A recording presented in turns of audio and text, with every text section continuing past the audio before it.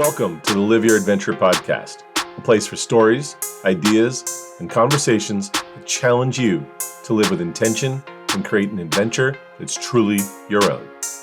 Let's go. Hello, and welcome to another episode of the Live Your Adventure podcast. I'm here today with Tom Cochran, somebody I've known for just a few years, fellow Lincoln villain, whatever. So I'm your host, Steve Hand, and we're here today to talk about momentum beats innovation. And that'll be the overriding theme, but as usual, we're going to talk about adventures and what's led us to certain places in our lives and such. And as folks that have paid attention to the other episodes of the podcast, we have talked about a lot of things so far this year. We talked about who you choose makes a difference. We've talked about health as an adventure. We've talked about education as an adventure. I've got an episode coming up, which is the final episode of this season, which is living the adventure for decades. There's a couple that's in their 70s that has just lived that adventure. But before we get much further along, Tom, tell me a little bit. I don't know that much about you. Yeah. I know there was some State Department or something down in D.C., and you moved to Lincolnville a few years ago, but tell me a little bit about Tom Cochran. Yeah, what is the origin story of Tom in Maine? Very often people say, how did you end up here? And that is a very valid question. And there are a lot of people here who I could ask the same question. And there's a through line to the pandemic for a lot of people, which is many of them were trying to get out of something. Because it was tough, especially in the cities, Boston, New York, D.C., whatever. We were in D.C. We were D.C. lifers for 20 plus years. My whole adult life was in D.C., and we had our third kid in 2019, in December of 2019. So fast forward 3 months, if you do the math, the day we dropped her off at daycare, for the first day of daycare, was COVID day. And that was okay, we'll go home, everyone work from home for 2 weeks, flatten the curve, and we'll see you in 2 weeks. 2 weeks became 2 months.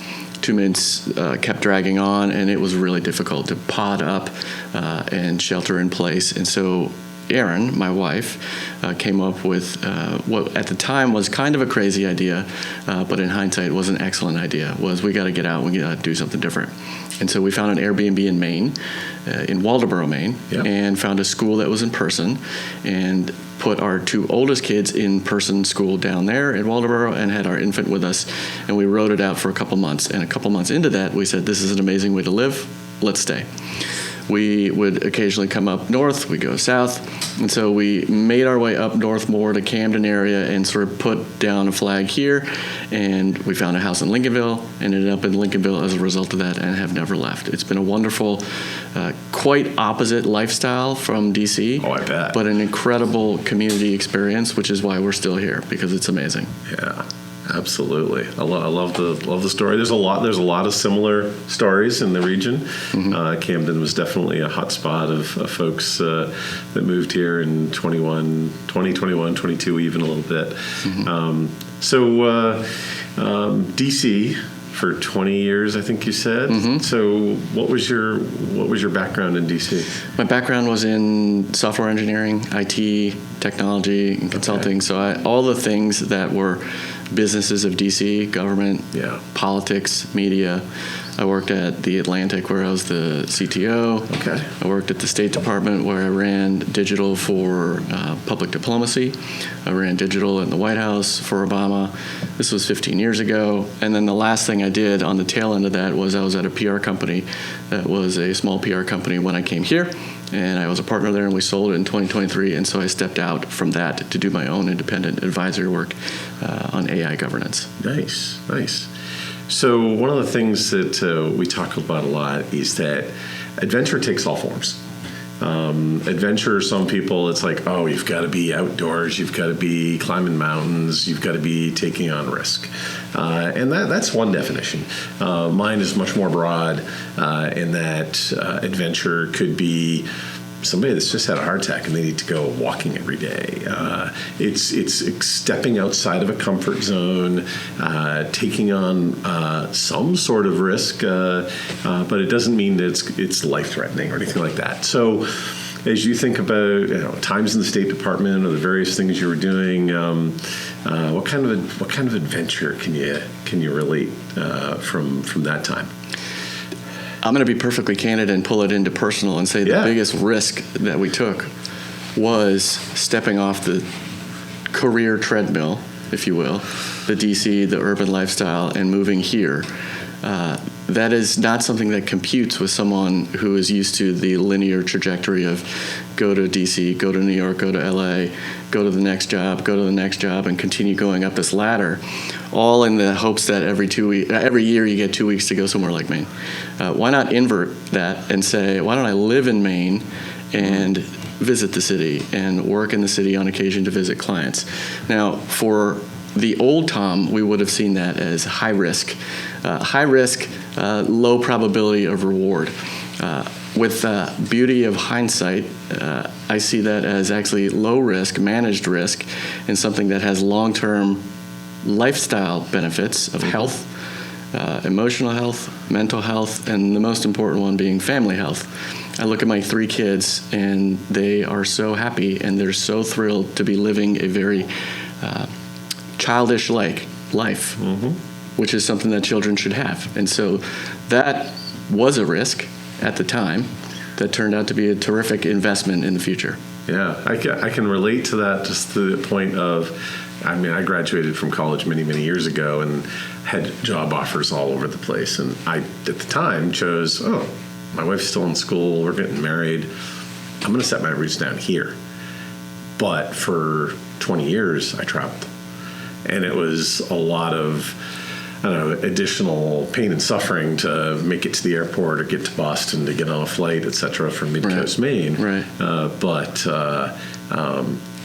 I liked how you talk about it from the reverse perspective. Right. It's a cost. The cost is actually minimal now in hindsight. Yes. As late 40s, I think being 20s would be a difficult decision to be here. I think it's hard to be here as a single person early in life, professional life. Yeah, absolutely. So you've gone there, a place I wanted to go around family, the importance of your girls and how happy they are growing up in the area. In our trailer to the season, I talked about how I define adventure, and one of the examples I gave was choosing to raise a family with intention. And for me, intention is just not fly by night. It's having a purpose, having a reason why we're doing certain things. So it seems to me that you're following what I mentioned there, and you're raising your girls with intention. So what does that mean to you as you think about your choice to be here? I think that comes from alignment with your partner, your spouse, making sure that you are. I think it would be unrealistic to be 100% aligned, to be significantly aligned with your partner, right? Significant Venn diagram overlap. We are 90+% overlapped on values, education, future direction of the kids, future direction of our life. But there are times when our dreams may diverge slightly and we want to have slightly different things. That's okay. You smooth that over through communication and talking through what is the destination that we would like to point ourselves to, and hopefully we can get there. Our decision to stay in Maine was a collective decision that was largely driven by family lifestyle, dialing the volume down on our life of stress, which was amplified by COVID, living in an urban lifestyle, but also looking at our children and recognizing that you don't have a very long childhood, and you should be given the opportunity to be a child for as long as you can. For them, when I now see their peers in DC or different cities, those peers that are the same age seem a little bit older and a little bit more stressed, a little bit more plugged in digitally, and a little bit less childlike. And our choice was to dial all those down a little bit. We don't we're realistic. We're not eliminating digital devices. We're not eliminating sugar and all these things, but we're dialing it down. Abstinence is not a great way to do it, because then if we set them free at 18 or whatever, they're going to go wild. It is moderation of all the benefits of urban living, so you can actually enjoy the spectrum of things. Your thoughts there tie me back to a gentleman I follow who travels all over the world, and South America, Africa, the most rural places you can get. And one of his comments about seeing families, seeing young people in these various communities, the people that have the least seem to be the happiest. Yeah. And it's he talks about just the sheer joy and smiles on the faces of these people that he's like, how can they be happy here? But just their everyday life and whatever. And it's not the same as what you were just giving an example, but it's a way further continuation of it. Yeah, I think that's true. I think there's a lot of truth in that, which is there are plenty of people who chase money, title, those dreams, achieve those dreams, but then what's on the other side of that? Which is that the thing that's filling their cup, or is it not filling their cup? Right. And often it's not. Well, I mean, that's my story. In 2013, I'd gotten to the point my kids were graduating school. I had been head down, running a business, growing it as fast as I could, 30 plus employees. And I was like, I'm not sure if I'm on the path I want to be on. It was a little late for a decision on it, but it was like, no, okay, we can sell the company. We can. And what's interesting is, it hasn't happened recently, but for years I would run into people and they're like, gee, Steve, what's changed? You've always got a smile on your face now, and you didn't used to. It's like, interesting. Right. So less stress. Yes. You turn the volume down. Oh, exactly. Right. Exactly. So before we get to the momentum motivation discussion, in your years with the State Department or anything else, any big adventures, any places you've traveled that make sense to mention here?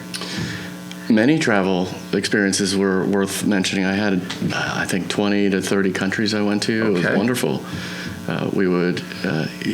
One of the benefits, but it's also recognizing that it's not real life when you are a senior government official, because you are treated at maybe 3 or 4 stations above where you actually sit. Yes. So you have to go in with humility and understand that it's the title, it's not the person, because as soon as you step out of that title, no one really cares that much. But it was a nice benefit to be able to go and be treated very well when you travel to Argentina, you travel to Germany, you travel to Ukraine, you travel to Indonesia, and you have wonderful meetings with people. But you also get to see the great work of the diplomats in the embassies that are doing amazing work.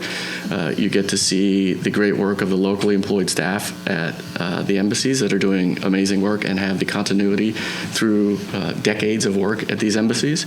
But you also see the downstream benefits of the investments that the U.S. government makes in helping communities, yes. Right? One was a great story when I was in Bolivia, and I spoke with a young man who was taking English lessons to learn how to speak English. Or he had 20 years prior, and he came back as an alumni to talk about his experience to the then kids who were taking English lessons. And it was a lottery system back then to get English lessons. And he won the lottery to get the admission to the English class, and he was going to sell it to somebody, and his mother was so upset with him and said, you will absolutely not sell that. And he said, I want to sell this because I want to buy a motorcycle. I would rather have a motorcycle and then speak English. And she put her foot down and said, you will not do that. And so he did not. He went to study English, and he ended up getting a scholarship to go to university in the U.S. He studied, got his bachelor's degree, got a master's degree, and went back to Bolivia to become a journalist as an English-speaking and Spanish-speaking journalist. And so I spoke to him. He was in his early 30s at the time, and I said, that's a wonderful story. It's really amazing. It's an amazing story. But then I also asked, did you ever get the motorcycle? And he said, eventually I got the motorcycle. 20 years later, I got it. So when you get to see the impact on the individual level when you travel around the world, these giant bureaucracies are really deeply frustrating. But you do see on the front lines, the positive impact you have on one person's life, now multiply that by tens of millions. That was wonderful. Cool. So momentum versus motivation, or momentum beats motivation, they're both incredibly important. We've got to have motivation to do certain things in our lives, to get us out of bed, to go to the next client site, whatever it may be. But momentum is super important in my mind. So I guess starting off right there for yourself, what do you think of the relationship between motivation and momentum? Momentum is the product of taking one step and then another step. And then Newton's laws of motion, or a body at motion stays in motion. A body at rest stays at rest. And so you're not going to move the body at rest without motivating the body at rest. A big body at rest that I worked in was the United States government. It is hard to move it.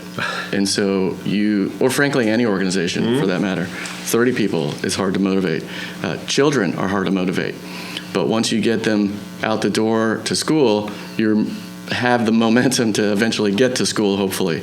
Once you plant the seed of an idea in an organization and it starts to spread from individual to individual, then you start to see the momentum of possible change management. And so there is no answer one is better than the other, because you can't have one without the other. It is the same as a marriage. If you have two momentum-based people in a marriage, you might not go anywhere, or you'll continue to go to the same place that you don't want to go to. If you have one person that's the motivator and one person that's the operator and the momentum person, then one can motivate and push, and the other can get them there. I would argue that that's one reason why we're here in Maine, which is I probably would have just ridden out COVID and said, it's fine, you go day to day, and eventually it's over, and you're in D.C. still. Erin is the other way, which is this is terrible. I agreed it was terrible, and she had an idea and said, why don't we do this? And I said, okay, let's do that. Momentum brought us to Maine, or motivation brought us to Maine. Momentum pushed us further up into Maine, and allowed us to stay here. Yeah, you started to get down to a piece of it is people underestimate the value of many small, consistent steps. Yeah. And so many folks are like, what's the big thing I'm going to go do? And you also oftentimes dismiss the folks that you see just kind of plodding along. But if you watch that overall trajectory and momentum that some of those folks have, it can be amazing. It's completely amazing, but it's not exciting to a lot of people because it's not the home run. Right. The baseball analogy is, if you get 4 base hits, that's just as good as a home run. In fact, it's better because you still have a couple guys couple people on base. Cool. The other thing with momentum is I find that you can be motivated to do something really cool, but I don't know if it does that much for your psyche. It's the accomplishment that momentum that builds from accomplishing things, that builds confidence, that allows you, I find, to have the confidence to take on the next thing, to have the motivation to do the next thing. It builds on itself. Are you arguing, or are you saying that momentum creates future motivation? Yes. Which is the flywheel of... Exactly. If you don't take that first step and start building momentum, you're not going to be motivated to take the 19th step, the 30th step. Exactly. For some people, motivation is hard. Yeah. It's incredibly difficult. From getting out of bed sometimes, to quitting a job, to chasing a dream. Mm-hmm. Yeah. So one of the groups I do stuff with in the outdoor space, they have a new quote, which I love. It's been used before, but they have a whole program now they're doing as No More Someday. It's kind of that motivating component of people always say, I'll get to that someday. I'll do that when I retire. I'll do this then. But being able to say, no, I'm going to do it now. Is super important as we move along. Sometimes you get overwhelmed with there are too many ideas, And so another thing is, instead of having 10 things that you want to do, why don't you focus on one thing, or sequence them and do this one thing? And if this one thing is a big thing, then break it into smaller parts and say, what's the first step I can take to make that thing a reality? And then you can push these things and move them forward and eventually get to, at the end of this whole cycle, you may have actually accomplished all 10 of these things in small increments over a year or 10 years. Exactly. So all this kind of builds, the momentum component builds to the final episode of this season. I kind of mentioned a minute ago is a couple from this area that has been all over the world, Africa, Australia, been involved in the outdoor economy for a long time. I believe they're both in their 70s now, and they've really lived that life of adventure and built momentum for decades. And so that's why I really wanted to have this momentum discussion right before having them along. And so for folks that have been paying attention to the podcast, definitely want to see the next episode. One of the things that we always do is share a quote. So the quote I've got today is, the potential for adventure makes life worth living. It's by a lady by the name of Vicki Garside. She's a lawyer by training. Took her 8 years. But 3 months after passing the bar, she was like, not for me. And now she runs a travel website called Make Time to See the World. But I go back to the quote itself, the potential for adventure makes life worth living. Right. I wonder a couple things. One is, I wonder what motivated her to go to law school. I wonder what momentum kept her going through 8 years of it. And then what motivated her to say, never mind, I don't want to do it. Right. That took chutzpah, and that's huge risk. It is. One could also argue there's risk in not doing that, which is this really what I want to do? I just invested 8 years of my life, which could be 10% of your life, doing this. That's interesting. I'm going to look that up. Yeah, it's really interesting, and it makes you think about a lot of things about just how I'm living my life, and am I living what I want to do, and if you realize, hey, I don't want to be here. This isn't right for me. Right. Is it time to make a decision? Right. And it goes back to one of our episodes. Adventure is a decision. Right. You have to decide. You just can't go with the flow. People that drift through life, people choose their own paths, but I choose not to drift through life. Right. The I don't want to be here thing that's a real. It could be I don't want to be here in this job, in this location, in this house. It could be smaller. It could be bigger. But often it can be paralyzing because the alternative, what is the alternative? Where do you want to be? And so trying to figure out where you want to be can be very difficult. And this is a long way of answering a question that often comes to us, which is, are you going to be in Maine forever? And I don't know the answer to that, but had someone asked me that in 2019 about DC, the answer would have been yes. But then something changed. Yeah. And the world changed. And so the world changing on such a massive scale like that made it very clear to me that any absolute statement like that can go sideways really quickly. And so you can't answer that authoritatively. You could say it's a great place to live. This is where I want to live. I really enjoy living here. I have no intention of leaving. But I don't know what tomorrow holds. I don't know what next year holds. And so the discomfort is actually in the hands of the person asking that, because there's no certainty in the answer because I didn't answer the question. Right. And that's very destabilizing for somebody. Yeah. You used the word discomfort. It hasn't come up in this episode. I think every episode it has. I believe very strongly that comfort is the enemy. We need comfort. We want to sit down at night. We want to be comfortable. We want to be well off financially. We want to have good relationships. That's all comfort. But the other side of comfort is if I'm just sitting down watching TV and not doing anything else with my life, etc. That's complacency, and so that side of comfort to me is the enemy. So when you said discomfort, I was like, Is it bad to be comfortable, or is it bad to be complacent? It's whether you're talking about things as an adjective or a verb. So the act of comfort is, in my mind, the enemy. To be comfortable is good. So the complacency side of it is definitely the piece that I try to stay away from.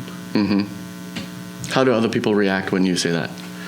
I got challenged in one of the other episodes where I was interviewing Wade Ellett, who's an author, and he's one of them that was challenging it. It was like, no, comfort is good, whatever. But he was making sure to be clear as to what he meant by comfort. Mm-hmm. Whatever that way. Mm-hmm. So cool. So the question we ask everybody is, what does adventure mean to you? Because for everybody, it's slightly different. Yeah, I think adventure has something to do with discomfort, which is something that is slightly maybe scary, destabilizing. There's an element of risk. Mm-hmm. You don't really know the outcome, but generally you know with a certain degree of confidence that the thing you're doing is not going to kill you. But maybe that fraction of some risk adds to the level of adventure and excitement. Skydiving, skiing. For me, it's low risk. For some people, skiing is high risk. Right. There are many things that could be seen as risky and adventurous that I wouldn't do, and there are many things that I would do. So adventure for me is placing yourself slightly out of the comfort zone to do something that might be out of the norm of your daily routine. Yeah, you used two words there that haven't been used so far: scary and destabilizing. Mm-hmm. I like both of those, just to add to the list of words that folks have used. Right. Cool. So if folks want to learn more about what Tom Cochran's doing today, you've done some neat stuff in the community since you've been here. You've been a great addition to the community, and you're involved. You brought together. Actually, tell me what incited you. Tom runs a group we call Super Wednesday. It's tonight, actually. It's tonight. I'm hoping to be able to go. Yeah. But tell me about what inspired you to create that group. Yeah. Well. To be perfectly candid, I didn't create the group. Aaron Britt had the idea. Okay. And we didn't call it Super Wednesday at first. He just said we should get some people together. I said, that's a great idea. Yeah. So this was the day after Super Tuesday in 2020. Yeah. 2020? No, 24. 24. Yeah, 24. 2024, Super Tuesday. And it was getting people together, 6 of us, to have a beer. That's it. And then the next time, it was 2 weeks later, and we thought we should come up with a name for it. We'll call it Super Wednesday because it was the day after Super Tuesday. Okay. And then each person was to bring one more person, so that would be 6 to 12. And then eventually it grew from there, and it was meant to be the lowest of stakes, hang out and have a beer. There's no motivation. This isn't networking. It's just every 2 weeks to get together. Dads and dudes. That's it. You don't have to have kids. Mm-hmm. I'm sorry, but you do have to be a man or male. But look, it's important because the social bonds of men are different than the social bonds of women. Yes, they are. As I understand it, one of the analogies or the metaphors is that women stand face to face and talk to each other. Men stand shoulder to shoulder looking at something and talking to each other that way. Okay. And so we do this to get together and say, hi, how's life? How are the kids? How is work? How's living in Maine? All the things. How did you get to Maine? Because many of them weren't here 5 years ago. Right. And now we have an email list of 150 people. There's probably 5 to 10 that consistently show up, and then 100 and so that'll rotate in and out. And it's amazing. It's a really good community thing. Yeah. I love the fact that exists, and that the first time I went, other than maybe yourself, I don't know if I'd seen people around town, but it was like, I don't really know anybody. And then all of a sudden it was like, are you Amy's wife? It was like, yeah, I'm Mr. and Ms. Amy. Isn't that cool? Yeah. And so now when you see people in town, you go, hey, Super Wednesday. Oh, yeah. I love that. Exactly. Yeah. And that's not something I could have done easily in my previous life in D.C. It would have been very transactional, work-related. Yep. Here it's not. Work is probably the fifth thing we talk about. Usually the first thing is weather, depending on the season, skiing, canoeing. There's the pilot. There's Ian the pilot. There are all these wonderful stories of people that are very unique in their own way, very different in their own way, and I love that. Cool. So I got sidetracked. I was starting to say, if people want to learn more about what Tom Cochran has going on in his life, or from a business perspective or anything, how should they look up what you have going on? Yeah. Well, thanks for the plug. Google's a great way. Just Google my name. Yeah. Unfortunately, when you Google my name, you'll get the Life as a Highway guy. Okay. So you have to Google Tom Cochran, Maine, or something like that. But I do have a website, thomascochran.com. Yeah. Anyone is findable on the internet. You could find me on the internet. You could shoot me an email. Okay. Cool. Well, we're going to wrap it up with that. Thank you, everybody, for listening and watching, whatever you may be doing. Remember, to live your adventure, you first have to define it, you have to pursue it, and then you have to live it. Thank you. Thanks, Steve. Thanks, Tom. Yeah. Thanks for listening to the Live Your Adventure podcast. Remember to hit that subscribe button, follow us on social media at Hand Adventures, and for your next adventure, define it, pursue it, and live it.